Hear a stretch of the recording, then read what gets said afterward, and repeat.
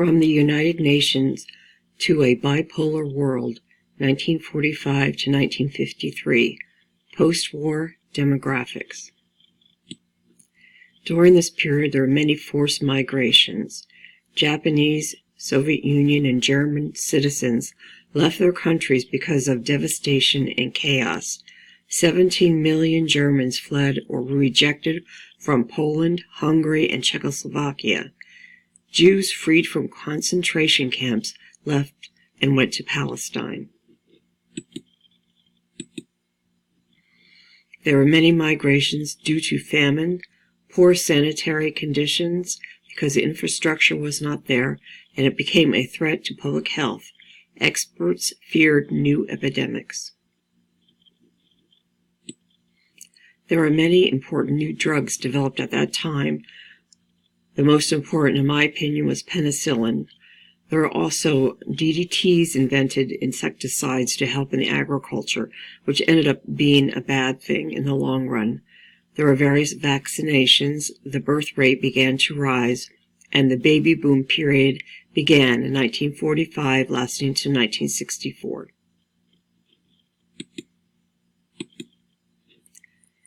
Of Versailles and plans for a post-war world. The Treaty of Versailles for the Second World War was a model of errors. The reparations they made Germany pay were so high and added to the position that Germany was in the 1930s.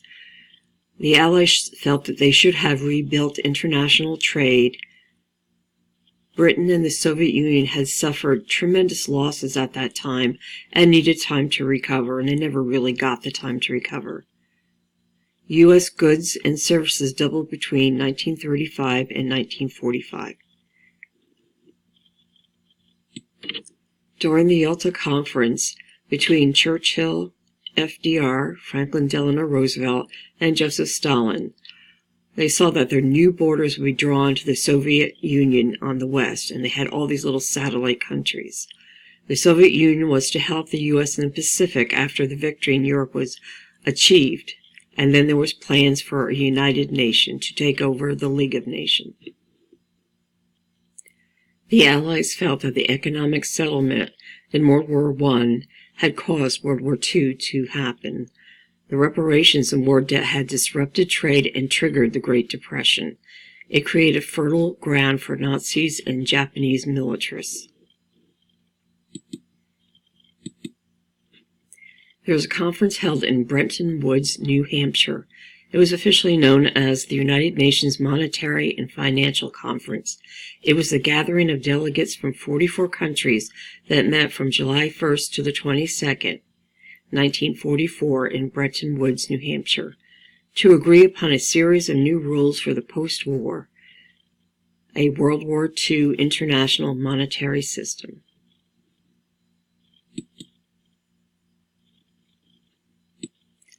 The conference created an International Monetary Fund, IMF.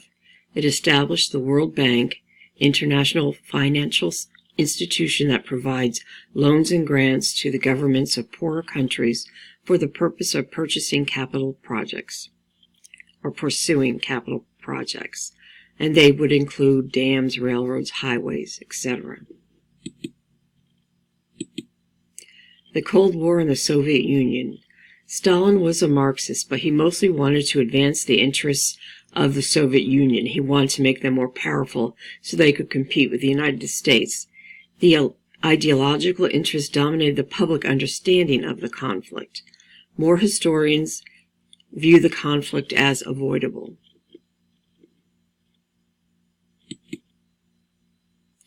Post-war insecurities. To the West, it seemed like Stalin saw every opportunity to increase Soviet influence, and had them encroaching in Poland, Turkey, Iran, and in the Greece Civil War.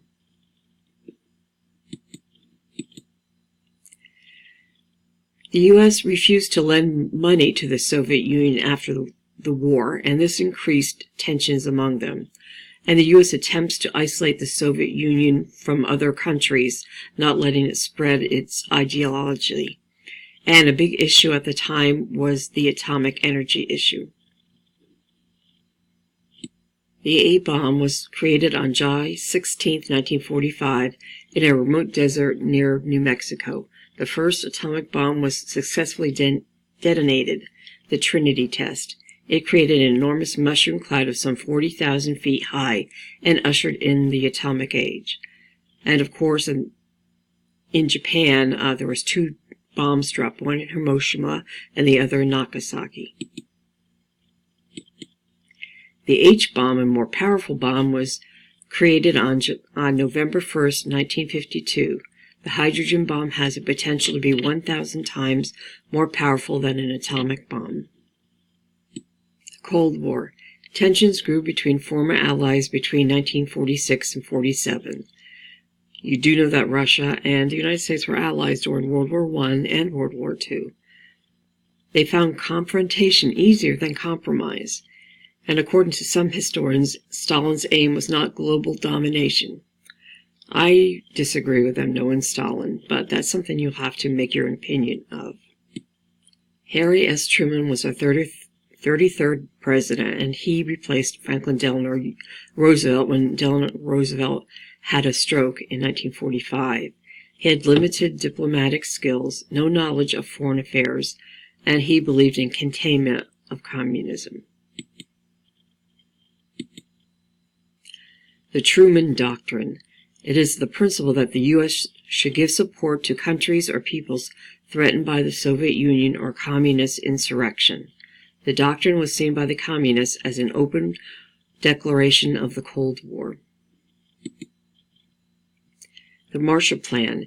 It was an American initiative passed in 1948 to aid Western Europe, in which the United States gave over $12 billion, nearly $100 billion in 2008 U.S. dollars, in economic assistance to help rebuild Western Europe economies after the end of World War II. And you notice that they did not give the same kind of assistance to the Soviet Union, which the Soviet Union, very resented. But, Western Europe was a buffer zone for the U.S. between them and the Soviet Union. Maybe you've heard of the Berlin Blockade. It was an attempt in 1948 by the Soviet Union to limit the ability of France, Great Britain, and the United States to travel to their sectors of Berlin, which lay within the Russian-occupied East Germany. Two important alliances were made at this time. NATO in 1949. NATO is an international organization which consists of the U.S., Canada, Britain, and other European countries, all of whom have agreed to support one another if they are attacked. NATO is an abbreviation for North Atlantic Treaty Organization, and many people believe that this is disintegrating under the U.S.'s sort of isolationistic narrative now.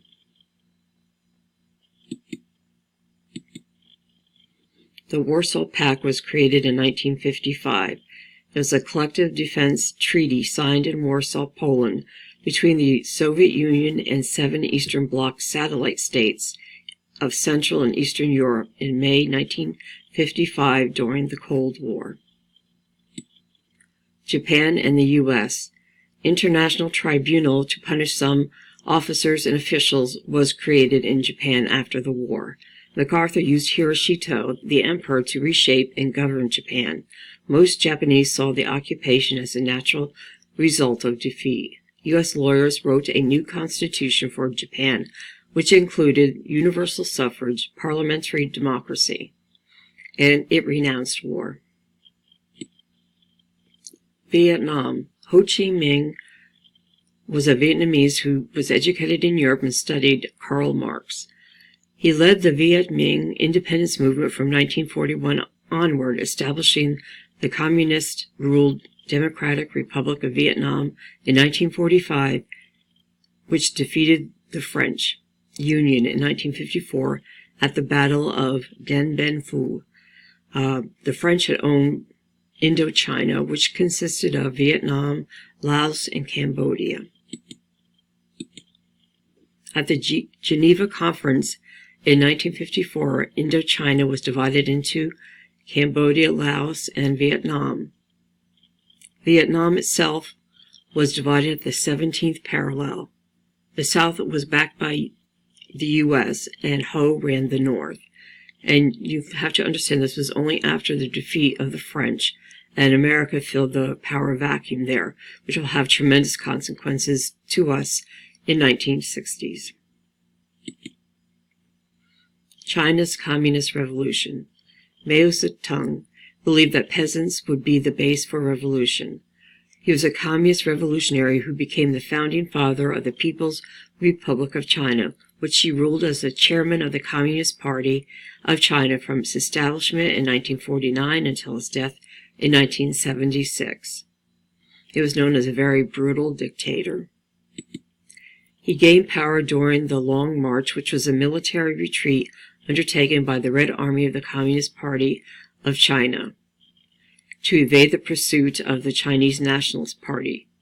The Communists did prevail in the Civil War, and Chiang Kai-shek was abandoned and he went to Taiwan.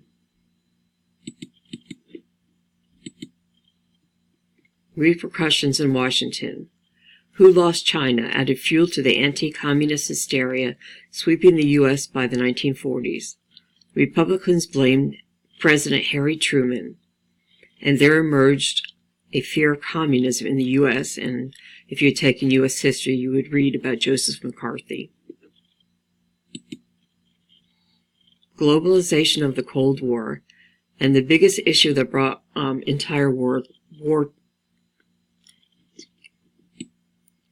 The biggest issue that brought the world in conflict was Korea. After World War II, the Soviet Union occupied North Korea.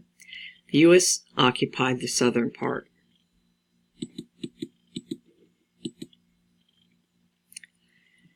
In Northern Korea, the ruler was Kim Il-sung. If he looks familiar, he's the grandfather of Kim Jong-un. Kim Il-sung was the first leader of North Korea, which he ruled from the country's establishment in 1948 until his death in 1994. In June 1950, North Korea invaded South Korea. Within 1 week, they were poised to take control of the entire peninsula. Kim Il-sung convinced Stalin he could conquer the entire peninsula. Truman ordered American forces to assist South Korea. The UN Council, the Security Council by the UN, called on member nations to defend South Korea. General Douglas MacArthur reversed the tide of the battle. He retook Seoul, which was the capital of South Korea, and headed into North Korea. When he neared the Chinese border, the Chinese troops intervened. MacArthur wanted to keep going, and he was later recalled by Eisenhower. By 1951, the war reached a stalemate. The border was now at the 38th parallel. There would be 2 more years of inconclusive warfare. In 1953, a truce dividing Korea into 2 states caused the now North Korea and South Korea to be formed. Korea became the Asian counterpart to Germany.